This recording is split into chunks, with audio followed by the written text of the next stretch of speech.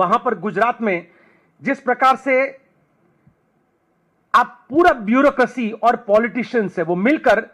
अभी आजकल वनडे में पहले टेस्ट मैच होता था, फिर वनडे और 2020, गुजरात में आजकल 2020 मॉडल चल रहा है। वो 2020 जो मॉडल है 20% नेताओं का और 20% ब्यूरोक्रेसी का, ये पूरा का पूरा जो भ्रष्टाचार का जो मॉडल है वो 2020 आज गुजरात में होने की वजह से, अग्निकांड नहीं होता तक्षशिला वाला, या अग्निकांड नहीं होता टीआरपी गोम जोन वाला अगर वहां भ्रष्टाचार नहीं होता, ये ब्रिज नहीं गिरते अगर वहां पे भ्रष्टाचार नहीं होता। लगता है हर जगह पर एक पूरा का पूरा, और सब लोग कहते हैं कि टूटते रास्ते गिरते पुल, तभी तो सत्ता में खिलेगा फूल। तो ये जो सत्ता में कमल का फूल खिलाने के लिए उनको जो पैसा चाहिए, चंदा दो धंधा लो वाला, तो पूरा जो सिस्टम जो बना हुआ है गुजरात का, वो एक पैसों के आधार पे बना हुआ मॉडल है। इनको लगता है चुनाव आएगा, हम पैसा फेंकेंगे और हम चुनाव जीत जाएंगे, लोग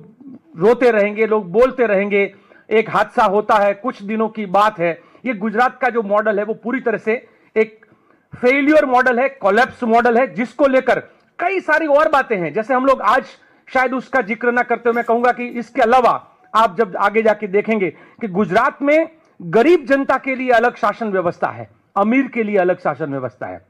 हम चाहेंगे, मैं और जिग्नेश भाई, दोबारा कि किस प्रकार से जो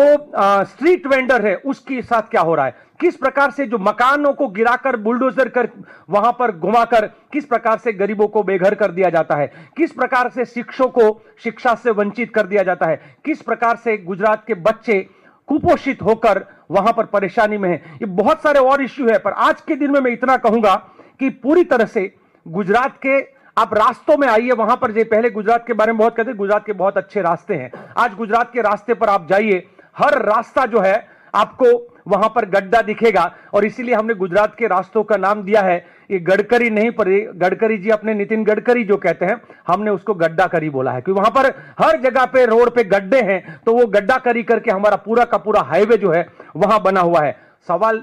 जो भाई जिग्नेश ने भी उठाया और पूरे गुजरात के लोग पूछ रहे हैं कि जो जिम्मेदार है क्या वो गिरफ्तार होंगे, क्या जिम्मेदार है उनको कोई सजा होगी, क्योंकि गुजरात में तो रेप से लेकर हत्या के केसों में भी 6% से ज्यादा कन्विक्शन नहीं होता है। अगर वैसे मामलों में 6% कन्विक्शन रेट नहीं है तो इन सारे चीजों में क्या होगा। ये मुरबी पुल जो गिरा था उसका आरोपी है वो आज बाहर है, हरनीकांड का आरोपी आज बाहर है, तक्षशिला का आरोपी आज बाहर है, हर टीआरपी गेम जोन के आरोपी एक के बाद एक छूट रहे। तो ये पूरी तरह से गुजरात में गुनाह कितना भी करो आप नहीं पकड़े जाओगे, क्योंकि जिस दिन आपने वो गेरुआ अपने गले में पहन लिया आप तुरंत ही वहां से बरी हो जाते हो। और इसी मॉडल के खिलाफ हम लोग चाहते हैं कि मुख्यमंत्री खुद जवाब दे, और